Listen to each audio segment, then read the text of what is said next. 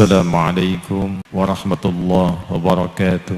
Kita bermohon semoga rahmat Allah senantiasa dicurahkan dan melahirkan keberkahan-keberkahan terbaik yang diridhai Allah Subhanahu wa taala. Komen, like, and share. Like, subscribe, share, and comment. Apa ancaman-ancaman yang kita hadapi sekarang ini? Radikalisme, tantangan besar kita. Intoleransi, tantangan besar kita ke depan. Terorisme, tantangan besar kita ke depan. Jangan ada lagi politik identitas. Jangan ada lagi politisasi agama. Jangan ada lagi polarisasi sosial. Demokrasi kita harus makin dewasa. Konsolidasi nasional harus diperkuat. Terima kasih kepada ulama, tokoh agama, tokoh masyarakat, dan tokoh kebudayaan yang telah berkontribusi besar memperkokoh fondasi kebangsaan kita, serta merawat persatuan dan kesatuan nasional. Orang Islam harus berpolitik, orang Islam boleh berpolitik supaya ruang-ruang politik ini tidak menjauh dari maqasidus syariah. Untuk menjaga hak-hak keislaman kita diakomodasi oleh produk-produk politik. Saya menghormati Pak Presiden sebagai kepala keluarga. Dia baik sebagai kepala keluarga, tapi buruk sebagai kepala negara. Saya ucapkan begitu. Anak Pak Presiden datang ke tempat saya, dan saya ucapkan hal yang sama.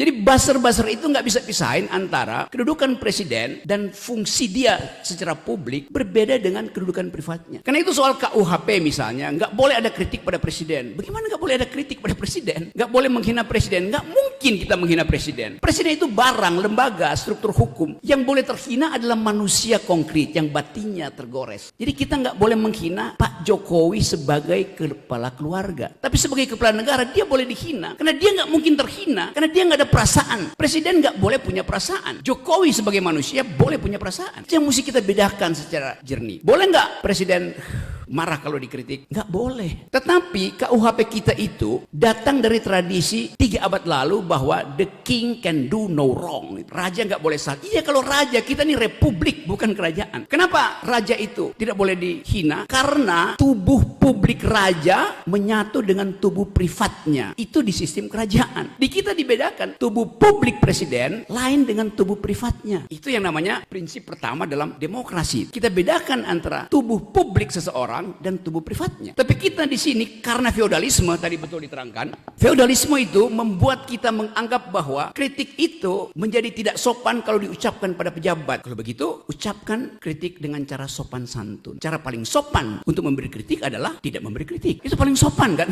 That's the logic itu. Jadi kita biasakan kita mengkritik. Saya mengkritik Pak Kapolsek sebagai pejabat keamanan pemberi ketertiban di wilayah itu. Saya tidak kritik beliau sebagai persona. Demikian juga Pak Dandim segala macam. Saya mengkritik kebijakan. Kalau tadi dikatakan bahwa ASN nggak boleh berpolitik, itu agak aneh. Karena ASN itu statusnya cuma 8 jam. Setelah dia masuk kantor, dia pulang ke rumah, dia diskusi dengan ibu dan anaknya, dengan istri dan anaknya tentang kebijakan negara yang membuat dompet istrinya tidak bisa lagi memberi uang jajan bagi anaknya lagi di PAUD. Maka dia kritik kebijakan pemerintah. ASN itu adanya di kantor bukan di rumah. Karena itu ASN dia boleh memilih. Karena dia bisa bikin evaluasi. Tapi pejabat polisi dia 24 jam ada di publik. Karena itu dia nggak boleh mempengaruhi opini publik. Demikian juga TNI. TNI itu ada prinsip army readiness. Kesiagaan tentara itu 24 jam.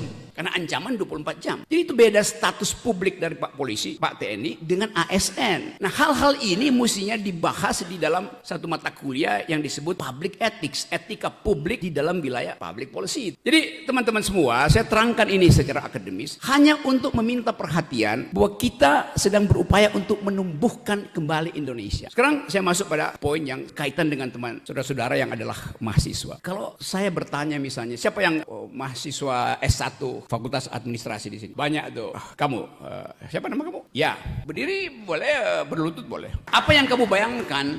Kamu semester berapa sekarang? Semester 7. Rencana DO semester berapa? Rencana DO sih nggak ada ya. Kalau misalnya lulus sih ada tahun depan insya Allah, amin. Oke, jadi teman kita ini dia nggak punya rencana DO. Saya sekolah di 5 fakultas itu. Fakultas Teknik, Fakultas Ilmu Hubungan Internasional, Fakultas Hukum, Fakultas Ekonomi, Fakultas Filsafat. Saya belajar di 5 fakultas. Saya hanya lulus di jurusan filsafat. Lalu orang bilang, saudara Rocky Anda DO kan dari UI, 4 fakultas DO? Enggak. UI yang saya DO kan dari rencana studi saya. Itu. benar, serius. Karena saya belajar ilmu fisika 2 semester, saya sudah tahu prinsip-prinsip fisika. Saya belajar matematik, saya bilang saya bisa belajar sendiri. Saya punya 2 dalil, saya bisa bikin algoritma, reasoning, derivatif segala macam. Saya belajar ilmu ekonomi, ya 3 semester saya tahu bisa tuh saya belajar sendiri. Saya belajar politik internasional, saya lihat dosen-dosen itu ngajarin saya politik internasional sama dengan Herald Tribune yang saya baca tuh, ngapain saya ikut kuliah itu kan. Jadi saya memutuskan untuk mendeokan UI. Lalu orang bingung kenapa begitu? Karena buat saya ijazah itu ada tanda orang pernah sekolah, bukan tanda orang pernah berpikir. Jadi kamu tadi oke, saya doakan supaya kamu nggak DO. Oke. Amin, terima kasih. Tapi saya nggak bisa doakan kamu sukses di dalam bisnis, di dalam pekerjaan nanti. Karena bayangan kita setelah kamu lulus adalah sebagai berikut. Saya terangkan, silakan duduk. Coba bayangkan, dia akan lulus kira-kira 1,5 tahun lagi. Apa yang akan dia temukan 1,5 tahun dari sekarang? Satu adalah kekacauan dalam negeri, yaitu pemilu. Udah pasti. Yang kedua, kalaupun ada presiden baru 2024 ketika dia lulus akan dipusingkan oleh utang luar negeri yang mungkin udah sampai, kalau digabung dengan swasta udah 17.000 triliun. Bayarnya itu tadi saya lihat di situ.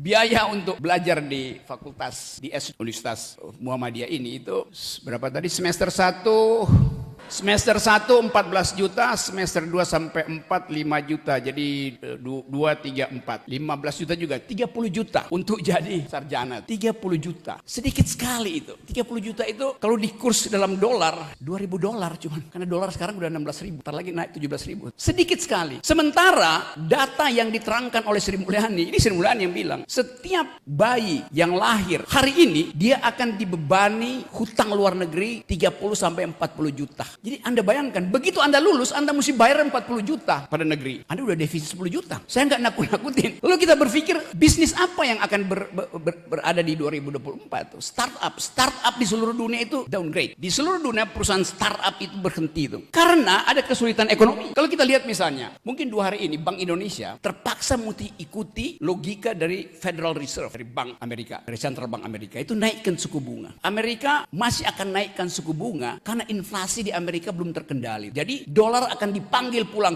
oleh Joe Biden. Dolar akan balik, akan mudik ke Amerika. Indonesia terpaksa mesti lakukan hal yang sama, yaitu naikkan suku bunga. Konsekuensinya apa tuh? Sektor real mati. Karena duit nggak beredar, likuiditas tidak ada. Artinya UMKM nggak akan dapat modal kalau dia mau pinjam, suku bunganya tinggi.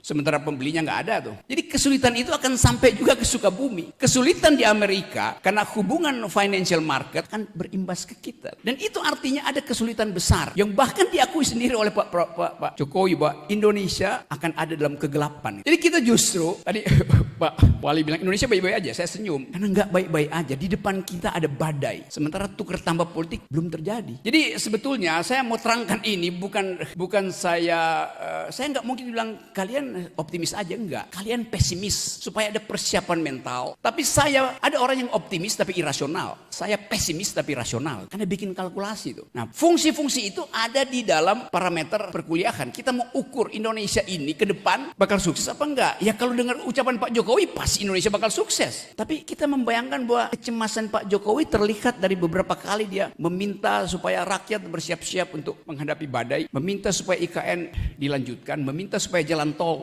diteruskan segala macam. Tetapi investasi nggak akan masuk karena dolarnya dipanggil pulang itu. Dan harga uang itu akan tinggi sekali bunganya. Jadi teman-teman tadi itu, bukan saya takut-takut ya. Saya terangkan deskripsi dari keadaan. Apakah dunia mengalami hal yang sama, tapi hanya soal kebijakan publiknya yang bisa dia atur sedikit-sedikit. Di kita, impact itu bukan sekedar ekonomi, tapi persahabatan sosial yang retak, intoleransi yang ada di mana-mana. Anies Baswedan baru turun dari DKI, diganti oleh orang yang diinginkan oleh presiden. Publik Jakarta bertanya, apa yang akan dilakukan oleh gubernur dalam keadaan dia tidak punya legitimasi? Kan sebentar lagi Pak Polisi dan Pak Dandim akan dapat demo besar-besaran dari masyarakat buruh, intelektual, yang menganggap bahwa penunjukan pemimpin di daerah yang ada 370 pemimpin daerah itu tidak demokratis karena ditunjuk oleh presiden melalui Menteri Dalam Negeri. Boleh nggak ditunjuk? Boleh. Kalau darurat, boleh nggak darurat sampai 2,5 tahun? Nggak ada darurat 2,5 tahun. Jadi setengah dari tahun pemilu, pemimpin-pemimpin kita itu ditunjuk oleh presiden, tidak dipilih oleh rakyat. Itu yang kita sebut sebagai tidak demokratis. Jadi bagaimana kita minta pertanggungjawaban dari pemimpin yang tidak kita pilih? Itu soalnya tuh. Nah, kemasuk akalan ini yang ingin saya terangkan sebagai metode berpikir di kampus. Kalau saya balik pada IKN misalnya, Pak Jokowi masih akan memaksakan itu karena cuman itu legasi beliau yang bisa beliau pamerkan setelah dia lengser. Ada saya bangun IKN, tapi saya mesti terangkan dari awal itu bakal berantakan karena nggak ada yang masuk akal di dalam uraian itu. Tentu kita bangga ada IKN, tapi batas dari ambisi adalah APBN. Batas dari ambisi politik adalah APBN itu. Public policy dibuat dengan ambisius, itu yang membuat berantakan Indonesia. Ambisi untuk bikin jalan tol, ya jalan tol diperpanjang tapi jalan pikiran jadi pendek. Kenapa jadi pendek? Karena per hari ini kalau kita belajar public policy, kita ingin public policy itu menghasilkan otak yang bermutu. Faktanya hari ini stunting, mereka yang kekurangan gizi hampir 2 digit di Indonesia. Jadi anak-anak kita yang hari ini kekurangan gizi, 10 tahun lagi otaknya akan menciut 25% karena nggak ada nutrisi. Jadi bagaimana mungkin bonus demografi itu kita peroleh kalau peralatan untuk bersaing di tingkat dunia itu yaitu otak dimiskinkan karena presiden lebih memilih membuat jalan tol daripada menyediakan nutrisi bagi otak anak-anak. Itu trade off-nya begitu. Lain kalau APBN kita seperti daun kita cabut-cabut, oke, jalan tol bisa dibikin, sekolah diperbaiki, mutu diperbaiki, setiap pagi anak-anak kita kasih susu, protein, segala macam, daging, nggak ada soal, tapi APBN kita terbatas. Waktu presiden memilih kebijakan publik pro infrastruktur, trade off-nya adalah kesejahteraan harus dikurangi. Itu konsep dasar karena APBN itu sangat terbatas. Jadi presiden masih ingin melanjutkan infrastruktur IKN terutama itu. Tapi buat saya misalnya ya oke, silakan bikin IKN, tapi jangan pakai pajak saya. Dulu presiden bilang nggak ada APBN, sekarang akan dipakai APBN tuh, mungkin 20-30% atau bahkan 40% pakai APBN. Artinya pajak saya akan dipakai untuk bangun ibu kota negara. Boleh nggak? Boleh. Kalau saya setuju. Saya nggak setuju ibu kota negara karena melanggar hak generasi muda untuk menikmati udara bersih, melanggar prinsip-prinsip AMDAL. Karena itu saya nggak setuju. Karena itu jangan ambil pajak saya. Lalu orang debat, pajak Pak Rocky mesti dipakai. Saya akan bayar pajak kalau pajak saya itu dinikmati oleh tetangga saya yang tidak bisa bayar pendidikan. Maka saya rela. Saya rela pajak saya dipakai oleh komunitas yang miskin pendidikan. Saya nggak rela pajak saya dipakai IKN yang nantinya akan jadi fasilitas untuk tukar tambah dengan oligarki. Itu prinsip keadilannya di situ tuh. Jadi sekali lagi teman-teman, saya berupaya untuk menyelundupkan pikiran kritis ke kampus. Supaya kampus itu tumbuh secara mandiri di dalam metodologi itu. Yang sering saya katakan bahwa hanya di kampus kita bisa bertengkar tanpa sentimen. Karena di kampus kita diajarkan untuk bertengkarlah dengan argumen tuh. Jadi sekali lagi itu intinya dan mungkin ada percakapan di antara kita yang bisa memungkinkan orang melihat bahwa di Universitas Muhammadiyah ada surplus akal pikiran. Kejayaan akan kembali ke tangan umat Islam, insya Allah, tetap yakin. Saya Karin mohon undur diri. Subhanakallahumma wa bihamdika asyhadu an la ilaha illa anta astaghfiruka wa atubu ilaik. Billahi taufiq wal hidayah. Wassalamualaikum warahmatullahi wabarakatuh. Terima kasih. Wassalamualaikum warahmatullahi wabarakatuh.